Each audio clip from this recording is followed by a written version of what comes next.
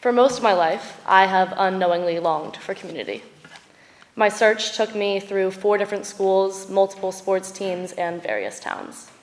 However, no matter where I went, the communities others seemed to connect to so easily didn't click for me. While I made friends wherever I went, I never felt a sense of belonging to a group or place. And whether good or bad, my closest community I had was my nuclear family, which at some point you need to grow out of. To explain to myself why I couldn't connect to the communities around me, I reasoned that I was more of a floater, or just extremely independent. Now, I am independent. I have always strived for independence. I enjoy doing things for myself, by myself. However, sometimes the line between independence and isolation becomes blurred. I gave up on trying to find community where I was. I isolated myself. Instead of laughing on the bus ride home with friends, as I usually did, I rode in silence. In the blink of an eye, everything changed. A 2-week break turned into online school, and I truly was isolated. I had just begun on a journey struggling with mental health, and I was now completely detached from any sense of normalcy I had known. Any community I thought I knew had been stolen from me, and my days were spent making origami out of Post-it notes instead of listening to my Zoom classes, which had become pass-fail, so really, what was the point of listening anyways? I watched Ken Burns documentaries, baked so many batches of muffins that my house permanently smelled like them, and my screen time went up to at least 15 hours a day. Eventually, I accepted that this was just how my life would be, watching old people documentaries and stuffing my face with muffins while riding on the couch next to my dad. However, just as quickly as everything had been turned upside down, my life began to rearrange itself. 2 weeks before the school year began, I'd made the decision to attend the Millbrook school. I had no idea whether I would stay, but I knew that change needed to be made in my life. I had once again begun on an unconscious journey for community. Little did I know this time I would find it. When my parents dropped me off at Millbrook in the fall of 2020, I was terrified. I had no idea where I was, no service, and didn't know how I was going to form friendships and connections. However, I quickly realized that I wasn't going to have a hard time adjusting to what was around me. I began forming relationships and connections much deeper than I had ever had before, and by the end of the year, I was finding ways to give back and engage with the community. Unfortunately, during the winter of my 5th form year at Millbrook, I found myself lost. Seasonal depression was not kind, and I began to isolate myself again. I was unable to recognize all those who loved and supported me.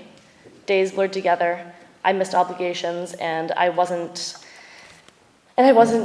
in class or doing work, I was lying in bed listening to the saddest beach house songs I could find. I knew something was wrong when I got a text from Phoebe that read, "Hey, period, are you live, period, haven't seen you in like 3 days." I began to realize that after years of searching and finally finding one, I wasn't allowing my community to support me. I didn't need to handle this on my own. I could allow those around me to try and understand what I was going through. Suddenly, that line between isolation and independence started to redefine itself. The beauty of community is that it gives you the ability to weave yourself in and out of it. You can maintain your independence while also contributing to what's around you. A good community feeds you while you simultaneously feed it. I found that community and connection were the energy that was created between people when they felt seen, heard, and valued, when they can give and receive without judgment. And this is what Millbrook has done for me. It has shaped me and taught me how to be better, and in return, I am now able to use what I've learned to benefit those around me. It has provided me with a space to tell my story and know that someone, even just one person, will relate. So here are the 3 biggest things that Millbrook has taught and shown me. 1, even if you don't know or believe it, there is someone rooting for you. Don't isolate yourself. Let the community support you just as you support it. Make connections and don't push those who you care about away. 2, if Millbrook isn't the right community for you, find somewhere that is. If we were meant to stay in one place forever, we'd have roots instead of legs. Find somewhere that feeds you. Find somewhere that you can strengthen. And 3, one day you will have to leave the community that you've grown so close to. You will outgrow it. If you're sad to outgrow it, that's how you know it's special.